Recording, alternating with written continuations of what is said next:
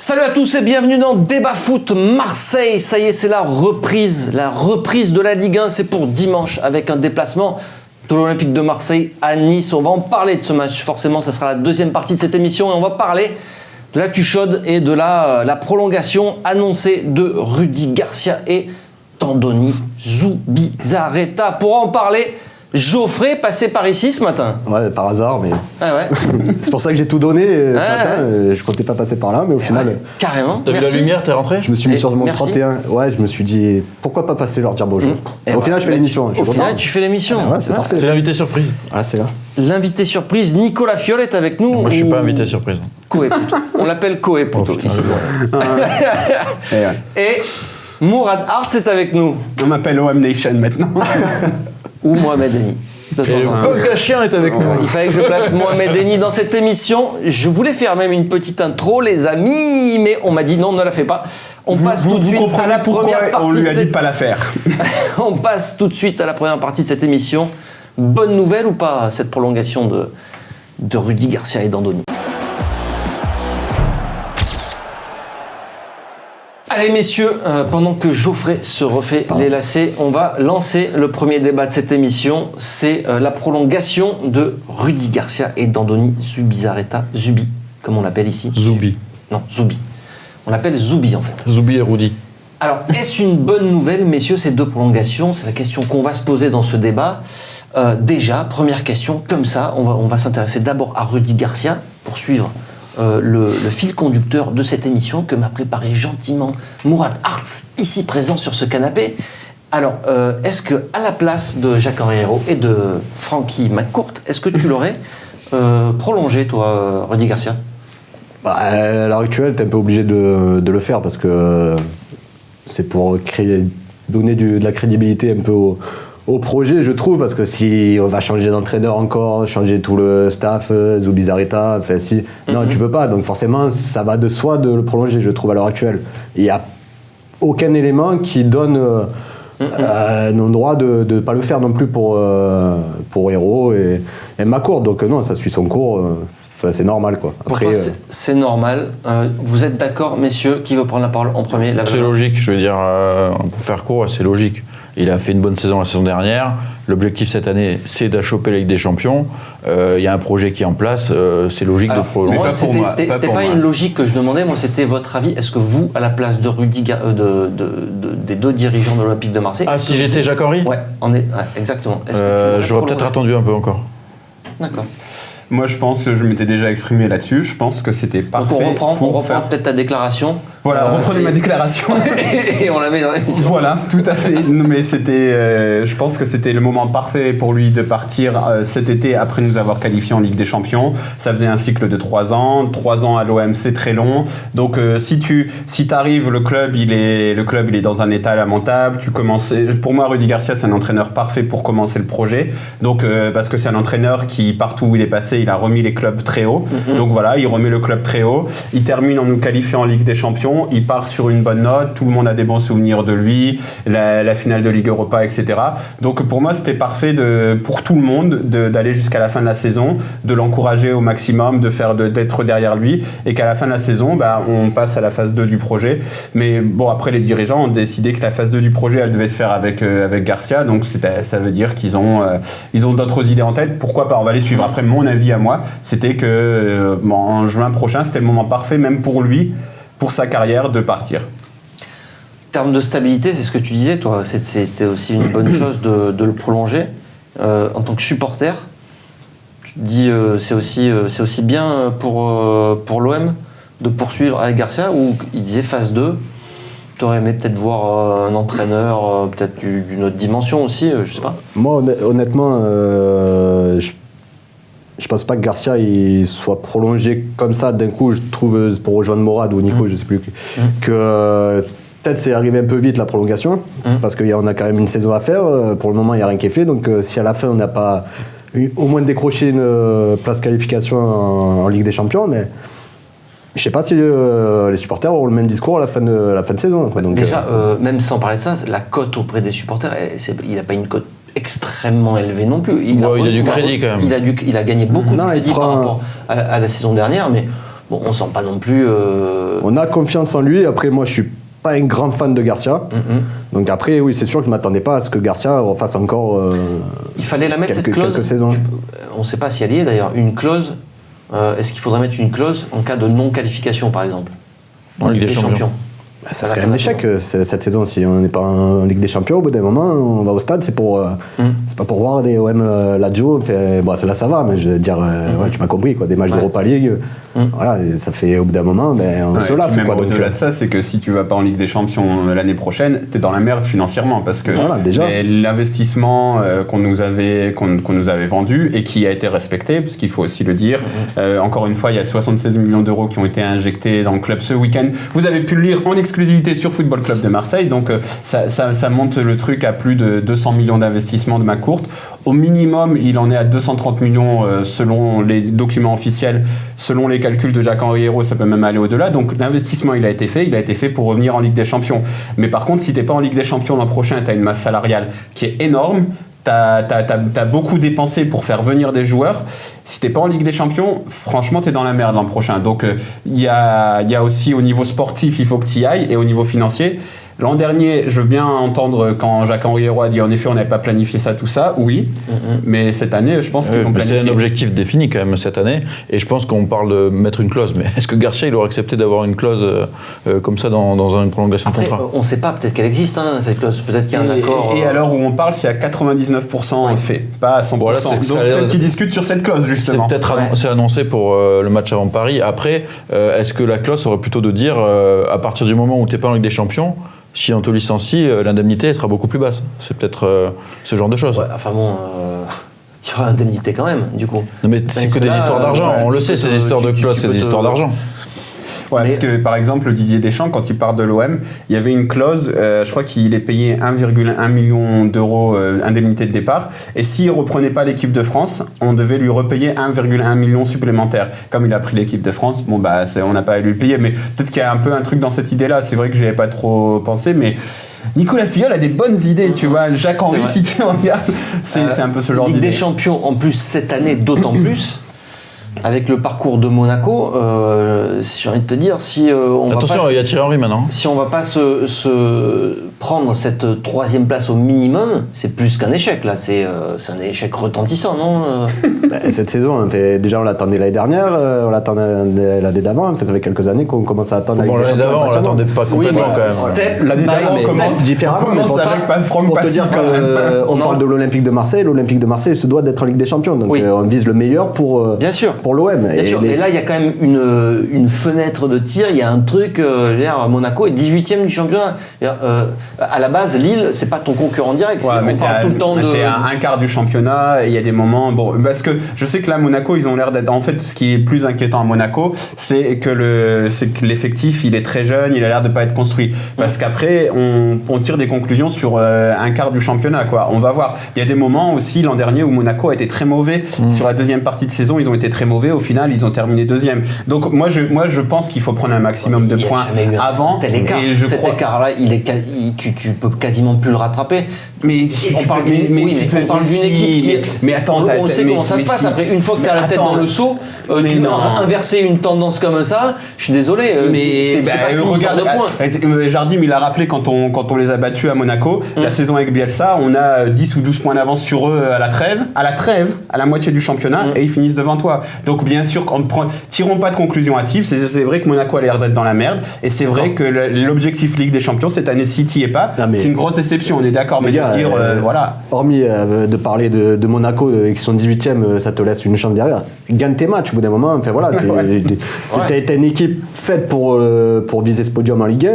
T'as les épaules pour, t'as l'entraîneur pour, je pense, avoir la capacité d'arriver au moins en troisième place du championnat. C'est le minimum. Donc au bout d'un moment, gère-toi tout seul, arrête de dire Lyon il faut qu'il perde, gagne tes matchs, sois costaud la saison et arrive tout seul grâce à toi pour conclure par rapport à ce que tu disais, effectivement, Monaco, ils vont se redresser, moi j'en suis convaincu, mais les points que tu as d'avance sur eux, si tu gagnes tes matchs, ils ne pourront pas te rattraper. Voilà. Mais il faut que tu sois constant. Pour qu'ils te rattrapent, c'est-à-dire que toi, il faut que tu te votes. C'est ça. Donc ça serait un échec encore plus gros, quoi. Après, ça peut arriver. Et puis après, on parle de Monaco, mais qui sait si Lille, je pense pas qu'ils vont tenir comme ça toute la saison, mais qui sait si Lille ou Saint-Etienne te fait pas une très bonne saison. Mais dans tous les cas, il n'y a pas d'excuse. Je veux dire, on peut pas se dire ça y est, voilà, c'est bon, la Ligue des Champions. En train de nous dire, Paris, ils sont intouchables, machin, eux, ils sont intouchables, ils ont trop d'argent. Excuse-moi, si le LOSC finit devant toi, c'est un échec. C'est un échec, oui. Voilà, c'est un échec, mais il faut pas se dire, ça y est, c'est bon, vu le championnat, on est deuxième, on est troisième. Non, on est très très loin de ça, et il va falloir aller gagner les matchs, faire les points et se qualifier. Et si tu te qualifies pas, t'es dans la merde, sportivement et financièrement. Donc super important. Mais par contre, voilà, on est loin d'y être. Alors, pour conclure sur Garcia, enfin, on en reparlera aussi un petit peu après, mais on va passer à Zoubi. Est-ce que c'est aussi le signe de grandes ambitions pour l'Olympique de Marseille, le fait qu'il prolonge? Est-ce qu'on peut y voir, on sait qu'il a négocié pour avoir plus de pouvoir peut-être sportivement. Est-ce qu'il a peut-être négocié des enveloppes, je sais pas moi, pour le mercato? Lui, il dit que non, mais forcément, il a négocié. Dans la construction de l'équipe, est-ce qu'on peut y voir un signe positif? Moi, je pense que oui et non, parce que quelque part, moi, je pense qu'on sait où il va, ce projet, Garcia ou pas Garcia. On sait qu'ils veulent mettre les moyens, mais comme tu disais, Mourad, par contre, ils les ont déjà mis et il faut que ça évolue au niveau sportivement. Il faut que l'argent y rentre aussi maintenant, parce qu'il y a le fair play financier, il y a plein de choses. Donc, moi, je pense pas que ça soit une garantie de plus d'ambition. L'ambition, elle y est, et Garcia ou pas Garcia, elle change pas. Même question que pour Garcia, est-ce que tu aurais, à la place de McCourt et de JHE, est-ce que tu aurais prolongé Zubizarreta? Zubizarreta, c'est ce problème, ma foi. On ne sait pas, on n'a pas tous les éléments en main pour savoir comment ça se passe l'entente entre Zubizarreta et Garcia, mais d'un point de vue extérieur, on dirait que c'est pas non plus fou, quoi. Enfin, c'est un peu Garcia qui mange Zubizarreta, de l'extérieur, on le voit comme ça. Comme on dit dans le jargon, ils ne partiront pas en vacances ensemble. Non, mais après, est-ce que ça a changé, ça a évolué? C'est pas que de l'extérieur. On sait très bien de l'intérieur aussi que c'est Garcia qui a le final cut sur le mercato et que Zubizarreta, c'est un mec gentil, mais qu'il y a des moments où ça le gonfle. Voilà, donc moi, c'est juste par rapport à ce petit point qui, au final, me paraît important. De savoir si les deux peuvent travailler sur le long terme ensemble, quoi. Et là, on est reparti pour une entente entre les deux, que tu as l'impression déjà que c'est pas, ils s'entendent pas tant que ça, quoi. Donc tu aurais prolongé ou pas? J'aurais attendu la fin de saison. Ouais. D'accord. Moi, j'ai envie de poser la question inverse. Est-ce que Zubizarreta, est-ce que c'est normal qu'il accepte une prolongation dans ce cadre-là? C'est ça la question qu'on peut se poser. Parce que moi, dans l'absolu, Zubizarreta, moi, je suis content qu'il reste. Parce que je pense que c'est un bâtisseur, c'est quelqu'un de calme, c'est quelqu'un qui a une aura internationale. Et après, qu'il accepte de continuer à travailler avec Garcia. Bon, est-ce qu'il y a eu lui aussi des garanties? Parce qu'on parlait de Garcia, mais je pense que Zubizarreta aussi. Et ça, c'est la vraie question. Je pense qu'on se focalise tous sur le mercato parce que tout le monde maintenant se focalise sur le mercato. Le monde du foot, c'est devenu le monde du mercato. Le terrain, on s'en bat les couilles maintenant. Mais moi, j'étais dimanche à l'inauguration de l'OM Campus. Mais donc, j'étais à ce truc. Il y avait tous les hommes politiques qui passent, qui disent. Il y avait Martine Vassal. Il y avait le vice-président de Martine Vassal, l'adjoint sport qui est venu ici à la mairie de Marseille. Voilà. Tout ça, donc ils font tous ces discours très policés, très convenus. Et puis d'un seul coup, t'as Andoni Zubizarreta qui arrive. Et d'un seul coup, tu dis ah ouais, c'est un truc de foot. Lui, il parle de foot.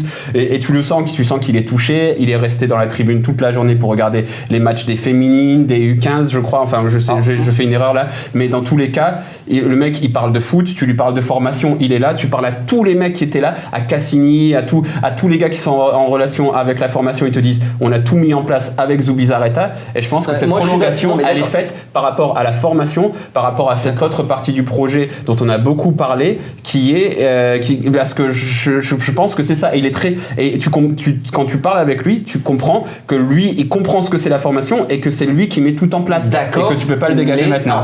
Il faut le mettre directeur du centre de formation, ou alors il faut le mettre ambassadeur. Si c'est simplement qu'il aille parler aux gens de football, on le met ambassadeur du club, parce que là, son rôle dans le mercato, Est-ce que finalement c'est pas simplement un et son adjoint rôle dans le mercato, qu'est-ce que c'est? Parce que c'est ça aussi le truc, c'est que tout le monde, que tout le monde est focalisé sur ce truc. Moi j'ai lu sur l'interview qu'il a donnée dans la Provence. Excuse-moi, on sent pas quand même que les mecs ils travaillent la main dans la main sur. Mais c'est pas ça. Mais est-ce que c'est ça? C'est pas ça aussi la question que je te pose. La question que je te pose, c'est qu'est-ce que c'est son travail dans le mercato? On le sait maintenant, Zubizarreta. On sait qu'il s'est un peu fait manger au niveau de l'influence sur le mercato par Rudy Garcia. Dans le Final Cut. Ça c'est un fait. Sur le Final Cut, c'est toujours Garcia et Andoni Zubizarreta, il a lâché du lest là-dessus. Maintenant, son rôle dans le mercato, c'est d'aller négocier. C'est ça son rôle. Non, il prospecte aussi. Mais ça malheureusement, apparemment, il est pas trop écouté. Donc on peut regretter ça. Mais le gars, quand on dit il est inutile, donc déjà il sert à réformer toute la formation marseillaise et ensuite il sert à aller négocier avec les agents. Il sert aussi à faire du background sur tous les agents, sur tous les intermédiaires qui viennent. Donc non, il est pas inutile. Après, si on attend autre chose de lui, ok. Mais après, il faut aussi se poser la question qu'est-ce qu'on attend d'un directeur sportif? Je pense que la question elle est là parce que le problème, moi je trouve dans cet attelage Garcia-Zubizarreta, c'est que Garcia il a été recruté avant Zubizarreta et présenté avant Zubizarreta, donc quelque part il y a un problème pour moi dans un projet à long terme. Ton directeur sportif, c'est lui qui donne le tempo, y compris au niveau mercato, et les entraîneurs peuvent changer. T'as ton projet. Alors sauf que là, du coup, on mise trop sur un entraîneur. Et on a vu que les négociations avaient bien fonctionné avec Balotelli cet été. Les supporters, c'est vrai, demandent. Mais c'est pas. Mais encore une fois. Non, mais parce que ça aussi, on lui dit toujours, ouais, il a échoué. Le mec, le nombre de joueurs qu'il a convaincu de venir à l'OM, il en a convaincu plein. Après, au niveau financier, si ça se fait pas, lui, il a pas les cordons de la bourse et il a pas le Final Cut. Donc lui, il est là et je pense que voilà. Après, c'est un projet que tu as mis en place. C'est vrai qu'on peut se demander est-ce que c'est pertinent? Est-ce que c'est pertinent de donner plus d'importance à l'entraîneur qu'au directeur sportif sur le mercato? Mais dans l'état, l'OM semble bien fonctionner comme ça. Tout le monde a l'air d'être content. Après, on va voir sur le long terme. Geoffrey, c'est vrai que ce qu'on reproche la plupart du temps à Zubizarreta, c'est qu'il ne nous ramène pas un petit peu des friandises dans le mercato. Est-ce des petites pépites Le rajoute Est-ce que c'est gênant ça? Mais pour être honnête, je veux dire, quand on a entendu le nom de Zubizarreta qu'il arrivait à l'OM, tout le monde s'est dit putain, mais ça y est, c'est bon, on va avoir comme tu as dit, des pépites, il va y avoir des sales joueurs, ils vont venir à l'OM, on va être refait. Genre voilà, tu voyais sur le terrain que des messieurs limite qui viendraient. Et au final, ça s'est pas passé comme ça. Et pourquoi? Parce que tu entends toujours on va dire le mauvais rôle de Garcia qui est toujours là, qui plane, et on dirait que lui, on dirait que Zubizarreta, moi je parle d'un œil extérieur, voilà, de ce qu'on ressent en tant que supporter de l'Olympique de Marseille. Il faut dire qu'on te donne quelques petites informations en off. Oui, c'est sûr. C'est que dans les coulisses. Zubizarreta, il est là, il démarche pas mal de joueurs, et qu'au final, Garcia, il donne jamais son accord pour ce joueur parce que ça rentre pas dans le cadre que Garcia il veut. Mais Garcia, il veut toujours des joueurs qu'il connaît ou qu'il a découvert lui. Il est un peu parano. Garcia, il a besoin d'avoir des joueurs auxquels il a confiance. Donc dans ce cas-là, tu as l'impression qu'il y a l'énorme Garcia qui bouffe Zubizarreta au fur et à mesure, et que Zubizarreta, au final, il a plus aucun impact, et que les joueurs qu'on attendait que Zubizarreta démarche, ils viendront jamais à l'OM. Non, mais je pense que Zubizarreta, il a accepté ça. En fait, il s'est dit bon, ok, le mercato, je comprends c'est un gâchis bien. alors. Il faut, mais non, parce que si d'un autre côté, si dans 4 ou 5 ans, tu vois, t'as trois très bons joueurs dans ton équipe qui viennent du centre de formation grâce au travail de Zubizarreta, et que ces 3 joueurs, tu les revends beaucoup plus cher. Tu vois, sur le long terme, je pense que l'apport de Zubizarreta, il peut être intéressant. Après, sur le mercato, il y a des questions. Là, je suis entièrement d'accord avec ça. Mais donc le rôle de Zubizarreta, au fur et à mesure qu'il est arrivé à l'OM, il a été redéfini. Alors, messieurs, je pense qu'on a ce qu'il faut. On pourra faire des petites brèves avec des bonnes petites punchlines. J'en ai vu une ici, là-bas, une petite ici aussi. Attends, j'ai une dernière. Nico, tu vas en rajouter une? Ouais. Je pense que aussi, si donc les deux, Garcia et Zubizarreta, ils acceptent de continuer à travailler ensemble, c'est bon aussi pour le club parce que d'un côté, on a un entraîneur qui est hyper corporate dans sa communication, et de l'autre, on a un directeur sportif qui est très corporate dans son fonctionnement. Donc ça aussi pour JHE, je pense que c'est très confortable. L'image est belle. Je pense que c'est une super conclusion, je suis d'accord avec ça. On termine là-dessus et on va basculer dans l'avant-match OGC Nice OM, ou alors peut-être un match dans le match Balotelli versus OM. Allez, c'est maintenant.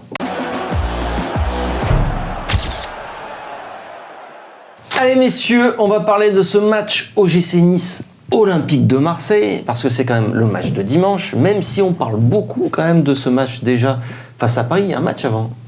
Mais d'ailleurs, il coûte cher ou pas ce match Morad à Paris? On ne sait pas. Un petit peu, à part si vous êtes abonné. Et donc, il y a un très bon article sur Football Club de Marseille qui va vous expliquer la future politique de l'Olympique de Marseille en tribune, avec des virages qui doivent rester populaires. Et là, avec un match contre Paris, on voit qu'on fait des tarifs très élevés parce que c'est le moment où on peut faire un peu... Argent. Un peu d'argent. Là, on est jeudi quand même. Si tu veux voir Neymar, Mbappé dans 10 jours, c'est 100 balles quand même. Non, je pense que c'est même mort, vu qu'hier déjà il restait très peu de place et Moi, qu'à la je trouve base. que 100 € pour voir un contrôle du tibia de Mitroglou, c'est pas cher payé. Bon, ça dépend. Allez, on parle. Si Bochan il est sur le terrain, franchement, ça vaut le coup. Voilà. En plus, quand il s'échauffe, il a un joli survêt.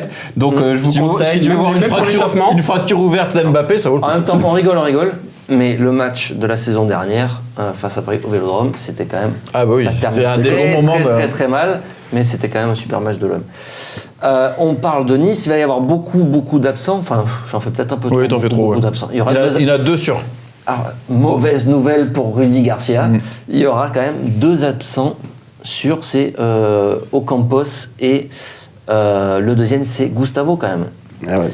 La grinta en moins, ça va être compliqué sans ces 2 joueurs pour toi à Nice?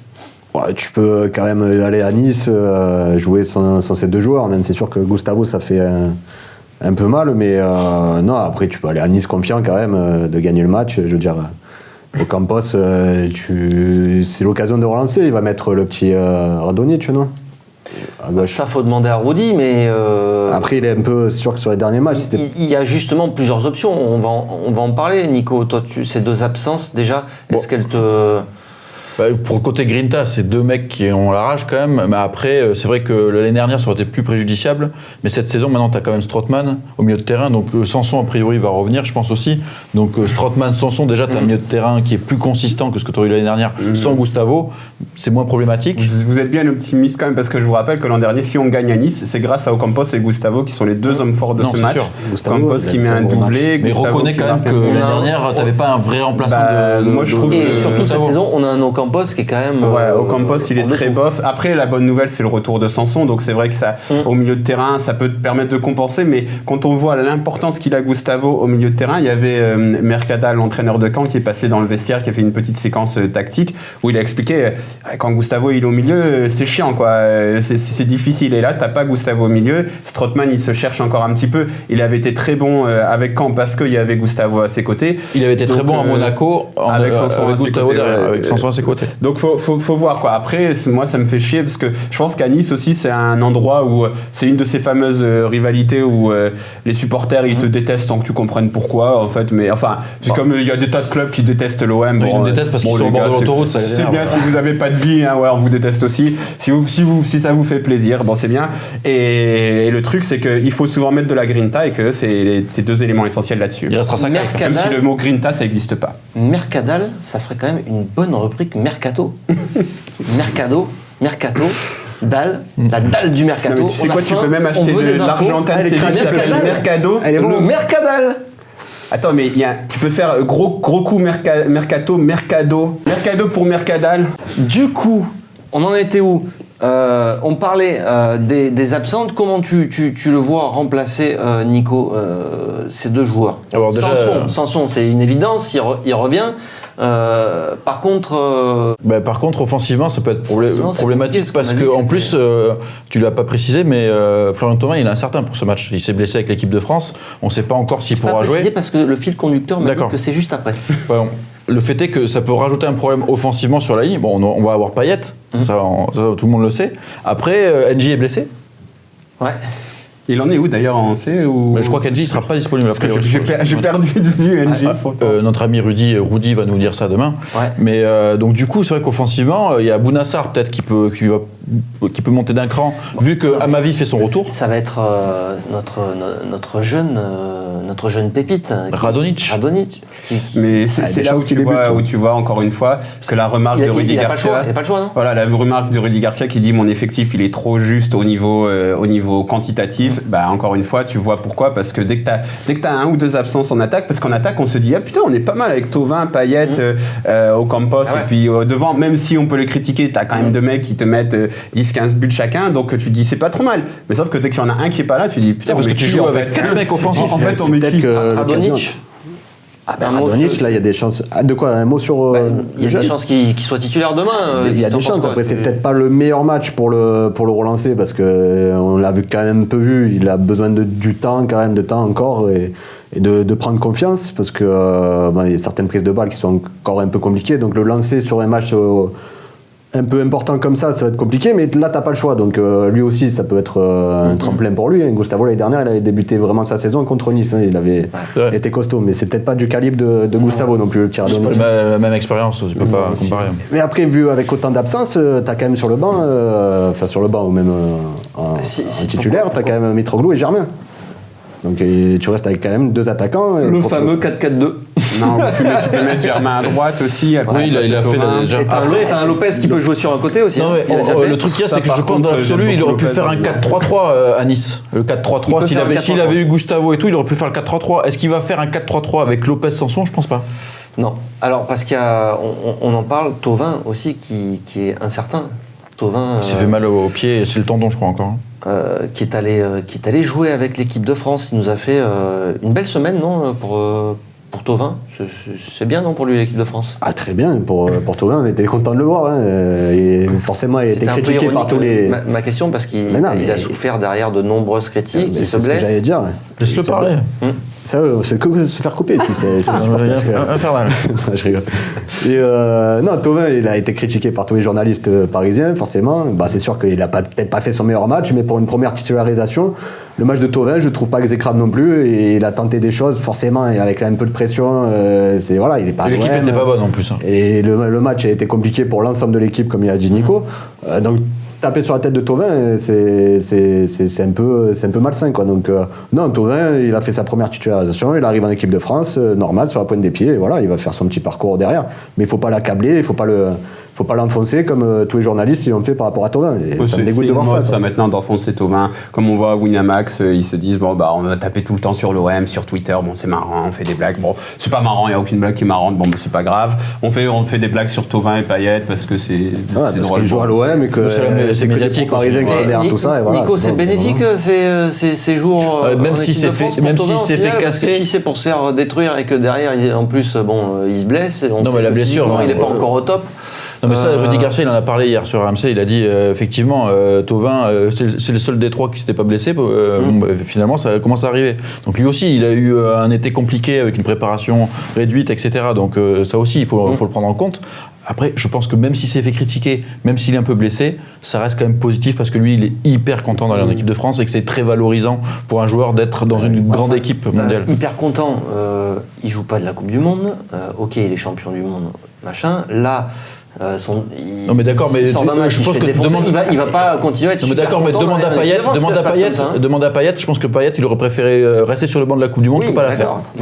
C'est en fait, je pense que c'est un moteur, une motivation qui le pousse à faire mieux. Et donc, dans ce sens-là, c'est vrai que je suis d'accord avec Nico. C'est bien qu'il ait cet objectif-là parce que ça le pousse à faire mieux. Ça, c'est vrai. Après, si tu me demandes à moi, qui déjà l'équipe de France, ça m'en touche une sans faire bouger l'autre.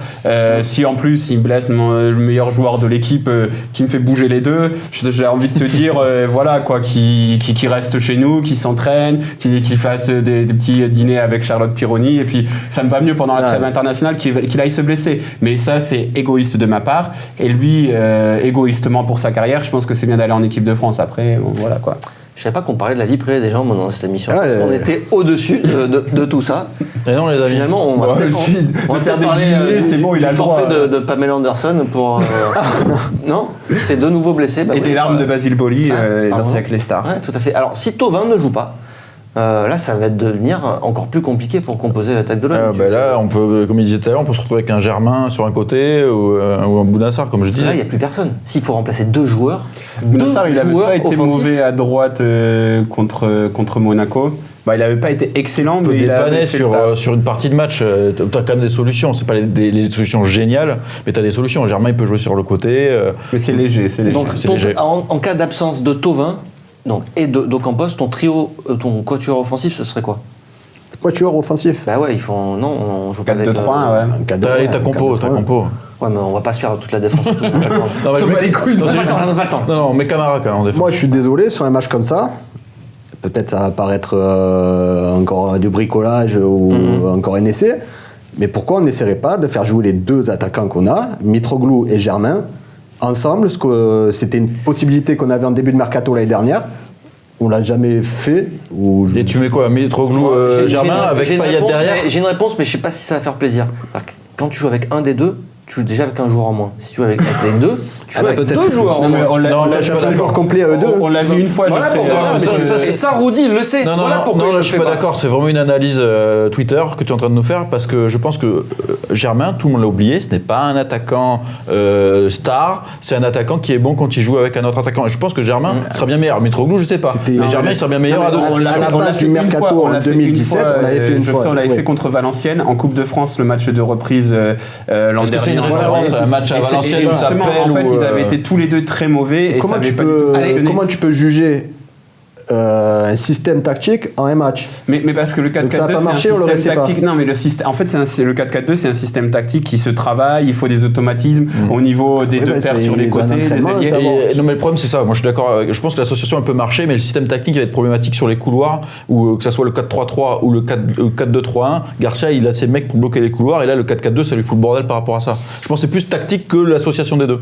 Allez, messieurs, je préférais la partie sur Danse avec les stars. La partie Il va falloir changer de métier. Donc, on va parler et terminer cette émission là-dessus. Est-ce qu'il faut craindre un réveil de Mario Balotelli sur ce match? On sait qu'il marque beaucoup quand même contre l'OM. Bon, Balotelli, ça reste l'attaquant un peu tueur que tu sais. Enfin, moi, je trouve irrégulier, pas forcément bon à tous les matchs. Donc, Mais il est bon dans les gros matchs. C'est un mec qui peut te piquer. C'est toujours encore ce Depuis week-end. le début de saison, il tue Balotelli, surtout des McDo. Hein. Ouais, non. Après, c'est sûr que cette saison, il est un peu grossi, mais mis à part ça, Attends, il a fait une Balotelli, grosse prépa. on sait ce qu'il vaut, on sait l'attaquant que c'est, donc forcément, tu vas le craindre. En fait, et voilà, à Nice, Balotelli, c'est sûr que c'est la grosse tête de l'équipe. Donc, oui, tu vas le craindre. Après, à voir, quoi. Mais bon, faut faire attention, quoi. Nico, on le craint Balotelli ou il est trop... Moi franchement je pense que là Vieira ça fait 15 jours qu'il nous dit je vais le préparer, il a un entraînement intensif puisqu'il n'a pas été appelé en équipe d'Italie. Je pense qu'il va être à peu près fit pour ce match là. Donc je pense que oui il va peut-être sûrement marquer un but mais le but c'est ok tu prends un but de Balotelli mais derrière il faut que tu en marques plusieurs. Alors, on va rappeler aussi qu'il avait lancé sa carrière niçoise avec un match contre l'OM. Il avait marqué un doublé. Il a marqué 5 buts en 4 matchs contre l'OM. Il est plutôt efficace contre l'OM. C'est un mec. En fait, le truc, c'est qu'il est bidon, mais de chez bidon depuis le début de saison. Il met pas un pied devant l'autre. Et justement, c'est le genre de joueur que l'OM relance parce que ça va être grosse affiche. Si tu veux te faire pardonner par les supporters niçois qui ont un peu mal vécu le fait que tu viennes à la commanderie, etc., bah, tu mets un doublé, un triplé contre l'OM. Faut pas s'enflammer quand même. Le mec, Là, s'il en met un, c'est bien. Le mec, il est capable de mettre 3 buts contre l'OM et puis après de repartir hiberner pour jusque février prochain et puis de mettre 10 buts sur les 3 c'est du derniers matchs. Balotelli, quoi. Je pense que Vieira il va le booster quand même. Ouais. Pour l'OM, il y a aussi cette rivalité aussi entre les deux clubs qui est Bah, pas Nice, historique. Oui, c'est une sorte de petit derby quand même. Nice, c'est Mais, toujours cher à jouer. En fait, en plus, pour avec les ce deux qui s'est équipes, passé quoi. cet été, bon, ce serait bien d'aller gagner là-bas quand même. Ouais, je pense parce qu'il que va y avoir sinon, une ambiance un peu sympa. avec à la Nice. direction niçoise et compagnie, j'imagine même pas si Balotelli fait gagner à Nice. Bon, Oui, bah, on sait déjà entend les parler. discours du lendemain, ça c'est sûr. on va les entendre quoi. Messieurs, quelque chose à rajouter ou pas? Ou on arrête là? Je crois qu'on n'a pas trop le choix. Non, on arrête là. Il fait peur, non Dit comme Hein ça fait peur. Ouais, ça fait pas. Arrête, Il est, non, c'est bon, on il est arrête là. autoritaire, le mec. Bon, écoute, Geoffrey, en tout cas, merci d'être Ah ben de venu. rien. Parce que Non, mais c'est C'est pas possible, ce mec. c'est vrai. Non, parce que tout le monde croit Le que c'est Joker. tout le monde croit que c'est du fake, mais il n'était pas prévu à l'émission. Ah non, voilà. je devais pas Comme venir, Geoffrey, vous voulez participer à cette émission. C'est vous comme à la venez, maison. Vous faites la queue. Gratter Il y a- l'adresse, il y a- toquer. Il y a à peu près 50 personnes Il y aura derrière toujours la du porte qui attendent pour Bon, faire lui, il est un peu VIP pour quand faire même. l'émission. Ouais. Mais on l'a C'est pour ça que je me suis bien il est habillé passé pour faire passer un petit devant tout le monde. entretien ce matin, derrière, toc toc toc, les pains au chocolat, et il participe à l'émission. Merci Mourad, merci Nicolas, merci Geoffrey, c'est vraiment très très sympa d'être venu. Merci à tous. YouTube, de plus en plus nombreux vous êtes. Vous pouvez en Yoda. parler autour de vous. Pardon. Maître Yoda, de plus en Voilà. plus Allez, nombreux. on va vous êtes. s'arrêter là, c'est déjà trop long. Je Merci à comprends pas la tous. blague, en fait. Ciao ciao.